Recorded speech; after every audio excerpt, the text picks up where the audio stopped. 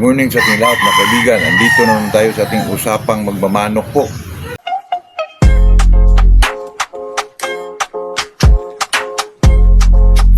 Bago tayo mag-umpisa mga kaibigan ay shout out muna tayo sa ating mga kaibigan din na si Norberto David, Ronald Mendoza, Gilbert Lopez, Tami Mahumot from Pasig, Archie Uyanib, Juventino Labrigas, at saka itong si Gerard Jr. Coach, ano ba to? Coach, pasensya na kayo minsan mga kaibigan, hindi kasi natin klaro kasi wala tayong salamin mga kaibigan, pero okay lang yun. Kung kayo man yan ay siguro naintindihan nyo na po. Ito sa atin mga kaibigan ay talagang usapang magmamanok lang po. Mga kaibigan, mayroon pa pala tayong available na Golden Boy sa Super Sweeter po. Line breed siya mga kaibigan, napakaganda po ang resulta nito. Basag ang kulay niya. Marami mga kaibigan, ito ay line breed. Golden Boy sa 5K mga kaibigan, Golden Boy sa Super Sweeter po. Mura lang mga kaibigan. PM nyo lang ako po. Available pa po. Kasi ang daming lalaki mga kaibigan, totoo yan. At saka mag-ano din tayo niya na mag-ano tayo ng isa para gamitin natin broodcock po kasi may plano akong kukuha ng Super Sweeter ng babae kay Sir B-Boy po. Para ma-infuse natin, para ma-upgrade natin yung Super Sweeter natin mga kaibigan. Kasi kahapon mga kaibigan, ang pinag-usapan natin na itong tungkol sa magandang linyada na sila ang i-cross natin na magkaroon tayo ng battle cross na magagaling po. Yun na po yung Kilso at saka mga kaibigan. Kilso at saka Roundin po, wala nang iba dyan. Mayroon man siguro yung McLaren, Tulimon, ganun lang. Pero sa akin mga kaibigan, yun dalawang talaga yun mga kaibigan kasi napag-usapan natin yung kahapon at saka na-mention na naman yung lugar namin dati sa Mindanao kasi napakaganda ng memory ko doon mga kaibigan tungkol sa ating pagmamanok po kasi doon tayo nag-umpisa po dati na medyo ang mga ilalagaan natin ay mga Bisaya lang po at saka ma-recall natin mga kaibigan yung mga kasi yung mama ko ay teacher din dati. Yung mga pinapakain ko po ay yung corn syrup na supply sa mga bata. Talagang nakakaano po kasi bata pa tayo, wala tayong pambili ng mga pagkain ng manok po. Kaya napaka ganda ng memory na yun mga kaibigan. Memories na yun mga kaibigan kasi yung lugar na yun mga kaibigan napakaganda po. Saka ito kasing mga manok mga kaibigan kahit mga Bisaya pa yan basta maganda lang yung pagkabigay mo ng pagkain, timing dyan at saka may mentor ka, bata ka pa talagang malagay sa isip mo yun mga kaibigan, may tanim yun sa isip mo na ganun talaga ang magmanok po. Kaya sa atin dito mga kaibigan, dati kasi mga kaibigan, bata pa ako, may manok ako yung ginatawag ng kanawayon, breeding din yun mga kaibigan sa mga Bisaya rin. At saka may kapitbahay kami mga kaibigan na may mga manok siyang mga layaw din, mga palaboy din ng mga manok, mga tawag namin dyan sa amin mga kaibigan, yung manok banggira po, na doon kumakain ng mga kanin sa ilalim ng banggira mga kaibigan. Ako dati mga kaibigan, bata pa ako, mag-grade 3 pa mga kaibigan. Yung manok ko mga kaibigan, lagyan ko yan ng yung tinik ng limonsito po. Pag magkuha ka doon mga kaibigan, talagang medyo maghiwa ka dyan, na medyo lakipan mo ng kunti para doon mo yung tali po. Kasi ako dati mga kaibigan, yung si electrical tip, tapos anuhan mo yan ng yung tawag dyan sa Tagalog, yung tanod mga kaibigan. Yun ang katapos yan mga kaibigan, sigundaan mo rin ang yung electrical tip. Naku, matibay na yun mga kaibigan, talaga makasugat talaga po. Napakatulis yung mga kaibigan, yung tinik ng limonsito, medyo matataas pa yun. Magtaka na lang yung tiyo ko na parang malungkot yung mga manok niya sa gilid, nakaganon ba? May mga sugat na pala mga kaibigan kasi initsahan natin, bata talagang tuwang-tuwa ko niyan dati mga kaibigan, totoo yan. Kung ganun din kayo dati mga kaibigan, talagang makarelate po kayo po. Talagang napakasaya ko mga kaibigan, yung makita ko na nakatama yung manok ko. Kaya talagang mga kaibigan, maguyod pa. Talagang tumatarok dito sa nako. Napakatuwa ko dyan, napakasaya ko dyan mga kaibigan. Tsaka i-istorya ko pa ng mentor ko. At saka yung mentor ko naman, habang nagsasalita ko, talagang tuwag-tuwa din sa akin mga kaibigan kasi napakabata ko pa, grade 3 ko pa. Tuwang-tuwa din siya sa akin mga kaibigan kasi parang nagagalit na yung tiyuhin ko dun sa kapitbahay din namin kasi yung mga manok niya, medyo nagluya ba mga kaibigan, yung medyo malungkot. Kasi may mga iniinda ng tama po. Kasi napakatulis yung ano mga kaibigan, yung sa limonsito po. Nako, grabe. Hindi ka na mabahala doon mga kaibigan, yung pagkuha mo sa tinik. Teka lang, lapat sa ano po, electrical tip mo, tapos ianuhan mo ng yung anong tawag yung tanod mga kaibigan sa Tagalog. Tapos sigundaan mo pa ng electrical tip. Nako, napakatibay na po. Pag talagang makatama mga kaibigan, talagang umano po, talagang dumidiin sa katawan ng kawawa yung ano mga kaibigan. Kaya galit na galit yung ano ko, yung tiyuwing ko, yung si Marlon talaga. At saka yung ano naman, yung mentor ko na matanda rin. Pag nagsalita ako doon, pag nag-istorya kami mga kaibigan, ako, panay ang isip po, tuwang-tuwa sa akin kasi bata ka pa eh. Nagtanong pa sa akin kung paano ko ginawa yung ano mga kaibigan, yung pagtakod ng ano, yung sa limonsito po. Tuwang-tuwa siya sa akin mga kaibigan. Kaya yung matanda na yun, magaling din siya magpakain ng manok kasi magpa-snack pa siya ng saging mga kaibigan sa udto. Yung sa medyo ano mga kaibigan, may snack pa siyang ano po binibigay, pero yung mga manok niya talaga mamisisuhin din na binibili niya yung iba doon sa mga sugarol talaga. Kasi yung medyo hindi ako masyado nunood ng mga atari doon sa amin dati mga kaibigan kasi magalit yung mama ko kasi teacher kasi yun. Magalit kasi nagsabong tayo eh. Pero okay lang yun mga kaibigan. Pero yung pag-alaga, wala siyang tutol doon. Kasi alaga lang naman tayo. Ang in-enjoy ko mga kaibigan, yung talagang sabong lang, yung bitaw lang talaga mga kaibigan. At saka enjoy na enjoy ako yan dati mga kaibigan, yung bata pa ko. Kaya sinasabi ko rin dito, inaano ko rin sa inyo kasi yung lugar namin dati mga kaibigan. Kaya kung mag-alaga kayo ng manok, kasi yung lugar na yun mga kaibigan ay parang rainforest dati mga kaibigan. Yung lugar namin ay tubod, yung baryo ay tubod, ang tao niya ay liquid. Yung liquid mga kaibigan, papasok ka doon sa loob na may malaking lawa po, yung lake talaga.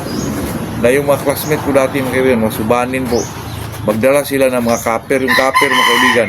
Yun yung bato na medyo nagkislapan po, na pwede mo ilagay sa aquarium mga kaibigan. Maghingi ako dyan sa mga kaibigan ko, mga subano po. Bigyan lang ko, ilagay ko dun sa aquarium ko, lagyan ko ng mga gapi. Yung gapi mga kaibigan, yun yung mga isda sa kanal po na medyo may makulay ang buntot po. Yun talagang enjoy ako dyan dati mga kaibigan. Saka yung lugar na yun mga kaibigan, talagang napakaganda ng memories ko dun mga kaibigan dati.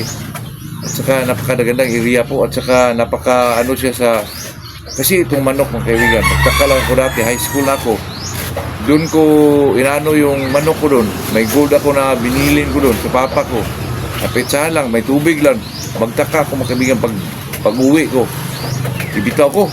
Napakalakas yung mga palo mga kaibigan kasi ito kasi yung area kasi na yun mga kaibigan ay napakalamig po. Parang lamig ng bagyo mga kaibigan. Kasi yung area na yun mga kaibigan, ang dami pong mga kahoy po. Parang bukid talaga. Pero medyo ano lang siya, medyo may mga tao lang na area yun kasi yung baryo na yun mga kaibigan, may hospital po kasi may nakatirang doktor doon, nagtayo siya ng hospital mga kaibigan. Hindi naman masyadong malaki pero talagang may doktor po. Yung mga kapitbahay na baryo doon magpunta mga kaibigan, may mga sakit na ano doon sa baryo na yun. Kaya yung baryo na yun talagang medyo matao po kasi may hospital at saka may mga parkingan pa mga kaibigan, parkingan ng mga malaking bus. Kasi ang pangalan ng area na yun mga kaibigan ay tubod. Kasi maraming bukal mga kaibigan, yung mga spring ba. At doon magbawasing yung hanggang na lagyan ng mga terminal mga kaibigan, yung mga malaking terminal po na pabiyahe ng Zamboanga. Doon sila uminto mga kaibigan, kumakain doon. Kasi may mga karinderya din doon sa mga tabi-tabi. May 3 terminal doon mga kaibigan, kaya medyo bibo ang area na yun mga kaibigan.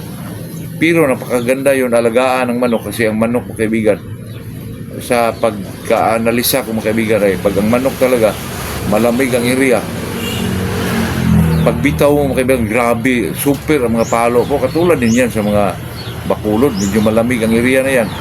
Pero doon sa lugar na yun mga kaibigan, napakalamig talaga, lalo na pag December, mag-beer months na mga kaibigan. Ako, para talaga siyang ano mga kaibigan, parang minsan mag-ano ng hilo po. Yung mga ano nila mga kaibigan, yung mga tawag nila, yung mga yamog mga kaibigan, kung sa English pa yan ay dew, parang dew, mountain dew ba mga kaibigan, yung mga yamog sa dahon, mga tubig-tubig sa dahon, maghihilo yan minsan mga kaibigan, totoo yan. Kaya naanuhan ko mga kaibigan na pag ang area pala na malamig, ang mga manok na nakatira dyan talagang malulutong yung mga palo po. Totoo yan mga kaibigan pag ang area nyo ay malamig. Kaya yung mga manok doon mga kaibigan, kahit mga Bisaya, may isa akong manok mga kaibigan na talagang napakakontra ko po kasi pag initsahan ko yun sa manok ko, yung ano ko, yung mga breeding ko yun na rin ng mga Bisaya po, talagang napakadiin ang palo po. Yung manok rin ay mga bulik mga kaibigan kasi dati naman pag pinag-usapan ay bulik, sa amin yan mga kaibigan ay balaw yan. Talagang walang bulik na hybrid mga kaibigan, talagang Bisaya yan, totoo yan mga kaibigan. Sa Tagalog po yan ay manok Tagalog po. Yung mga balaw dati, ngayon lang yan naglabasan mga kaibigan, yung mga dome na medyo may mga bloodline na talaga. Dati mga kaibigan, walang dome na hybrid po. Talagang Bisaya yan, totoo yan mga kaibigan. At saka yung manok na yun mga kaibigan, ang grabe pumalo, talagang naggalit ako sa manok kasi natalo yung manok ko sa bitaw mga kaibigan, yung pag-itsa ko. Talagang madiin po, tumatakbo yung manok ko. Yun na mga kaibigan, nilagyan ko ng tari na ano, yung sa limonsito po. Ako, tumatakbo yung bulik mga kaibigan kasi natamaan nasugatan Ito talagang katulad ni sabi ni Gerard Jr. na ang Bisaya daw sobrang galing. Mas magaling pa sa Raonid. Totoo yan mga kaibigan, talagang mautak yung Bisaya at mga manok po. Katulad ng kumaglimlim sila sa kanilang mga sisiw po. Talagang papisain lahat mga kaibigan, kahit 15 eggs pa.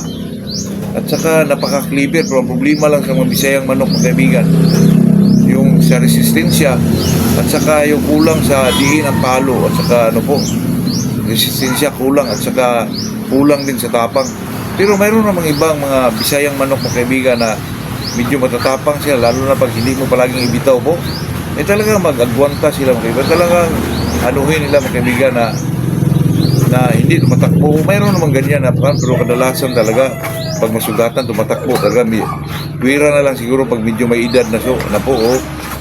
Pero pag mga batang Bisaya pa katulad ng mga 11 months pag masugatan talaga yan mga talagang tumatakbo po. Pero kung sa estilo ng away, napakagaling mga kaibigan. Totoo yung sinasabi ni Gerard Jr. na sobrang galing po, parang magaling pa sa Raonid. Totoo yan mga kaibigan. Ito kasing Bisaya, pag eksakto lang sila sa tapang, pwede natin yan ipasok sa mga sweater po. Yun ang sinasabi ko mga kaibigan dati na may kumukontra po na itong Bisayang manok, i-cross mo sa mga sweater tapos sali ka ng pitmaster. Isabi niya bugbugin lang daw. Ako, huwag ka magsalita ng ganyan mga kaibigan kasi ito kasi pagmamanok-manok lang yan, makauna yan, makilikili yung kalaban, talagang mamatay din yan. Imposible naman kahit may mga bloodline pa yan mga kaibigan. Kaya anuhan ko dati mga kaibigan, nakapag-vlog ako na yung Bisayang manok i-cross natin sa mga may bloodline talaga, kahit nga 50-50 lang, tapos isali natin ang pitmaster, ay hindi natin masabi mga kaibigan siguradong talo na po kasi napakagaling ng Bisayang manok po. Parang may utak talaga mga kaibigan na umiilag, pabili ng palo. Tapos pero ang palo niya mga kaibigan medyo kulang lang sa diin po. At saka ang problema, kulang sa resistensya mga kaibigan, o talagang kulang sa energy ba. Talagang maubusan sila mga kaibigan, kaya mailaban mo sa medyo may mga bloodline, kahit matamaan yung may bloodline na 2 bisis na, kahit nakabaon pa yun mga kaibigan, hindi pa yun basta-basta mamatay yung may bloodline po kasi medyo matibay sila. Pero pag magantihan na yung Bisaya mga kaibigan, kahit lang nang medyo mahapde, talagang tumatakbo na yan mga kaibigan. Kaya, pero hindi naman lahat. Pero pwedeng mag-breed ka dyan mga kaibigan. Piliin mo lang yung medyo matatapang po na Bisaya. Kahit anong klaseng Bisaya mga kaibigan, basta lang sila mga kaibigan, gala lang. Talagang magaling po. May mga estilo talaga sa laban mga kaibigan, totoo yan. Ilang bisis ko na yan experience kasi nag-breeding mga ako dati yan mga kaibigan. Bata pa ako, nag-breeding na ako dyan na mga Bisaya ang binibreed ko po. Talagang kung ibitaw mo, talagang may mga estilo po, totoo yan. Saka sabi naman ito ni Norberto David na dati daw naglalaway din siya nung may mga bloodline na manok katulad ko dati mga kaibigan. Wala tayong pambili, mahirap dati mga kaibigan na mag-acquire ka. Kung hindi ka talaga sugarol, hirapan kang makakuha po kasi dati talaga may imported ang mga manok. At saka ang mga breeder dati mga kaibigan, hindi basta-basta magbigay po. At saka hindi basta-basta magbinta. Yung mga inahin nila talagang kakatayin mga kaibigan para hindi talaga ma-spread yung lahi po. Totoo yan mga kaibigan, mahirap dati.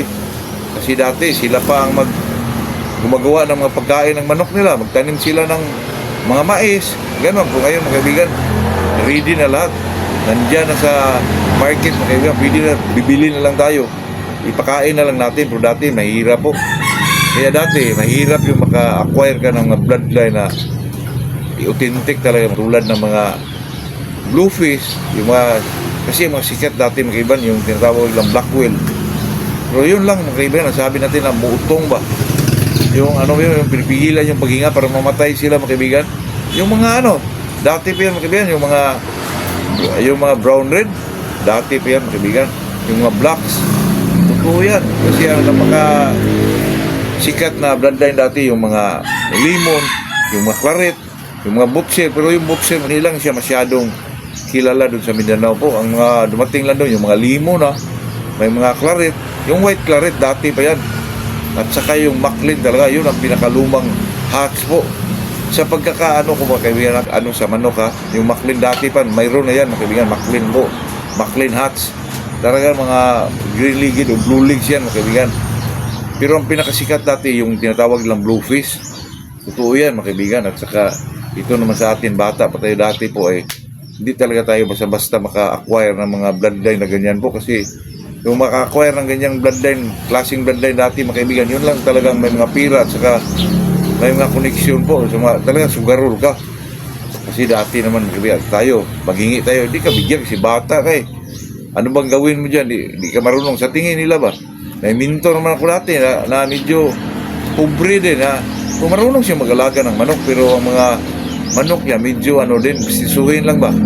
Meron na mga lahi, pero hindi natin alam kung totoo ba yung mga lahi na yun. Alam nyo na sa probinsya mga kaibigan, puro lang ito galing ito ng Negros, Limon, gano'n. Pero hindi talaga katulad ngayon mga kaibigan na matukoy mo talaga na itong manok na ito ito ang bloodline. Kasi through social media, mga breeder vlogger, kung may pira ka 5,000, talaga magkaroon ka na ng medyo authentic na manok po. Yun lang mga kaibigan. Saka sabi nitong si Gerard Jr. na talagang Bisaya, magaling. Talaga totoo, magaling yan. At saka tanong din ito ni Archie Uyanim na backcross daw, balik sa ama. Pwede daw mas magaling pa sa ama. Totoo yan mga kaibigan. Na may mga lumalabas dyan na mas magaling pa sa ama. Kasi baka ang nakross niya ng babae, magaling din. May tendency talaga na medyo mas magaling pa sa ama. Totoo yan mga kaibigan. Kaya sa atin dito bilang isang small time breeder, itong mga small time breeder mga kaibigan, mas medyo malikot pa yung utak kasi small time lang tayo. Wala naman tayong hinahangad na mga kaibigan. Sa atin ay enjoyment lang. Lalo na dati mga kaibigan, bata pa tayo, talagang marami akong nasa isip ko mga kaibigan, itong gawin ko, pero hindi lang talaga magawa kasi hirapan ka mga kaibigan, wala kang pira Pero ngayon, medyo makagawa na tayo kahit medyo maliit lang itong area natin, kasi makakuha na tayo ng mga bloodline na medyo authentic po through breeder vlogger mga kaibigan. Katulad ng vlogger na ang ikaka-recommend ko talaga mga kaibigan, itong Iani Kakusa, kasi magaling ang taong to. At saka hindi bugiro ba mga kaibigan, kasi may mga ibang breeder vlogger dyan na medyo medyo naabot na nila yung pangarap nila, pero talagang mayabang po. Ayokong kasing taong ganyan mga kaibigan, yung medyo mayabang kahit na gaano successful mga kaibigan. Ito lang, hindi ko po inaano yan kasi medyo parang malas po. Pero isang breeder vlogger dyan na talagang napakasikat, pero ayaw ko mga kaibigan kasi mayabang po. Sa atin dito sa akin palagi kong sinasabi dyan mga kaibigan, iwasan natin yung magyabang tayo, kasi kahit gaano pa kaganda yung manok mo, kahit gaano pa ka healthy yan, kahit gaano pa ang pag-alaga mo dyan at talagang napakagaling, manok pa rin yan mga kaibigan. Ang pinakamaganda po yung talagang marunong tayo makisama sa ating kapwa-tao po, at saka honest tayo mga kaibigan bilang isang magmamanok po. Yun lang mga kaibigan, dito lang tayo. Magandang umaga sa ating lahat po.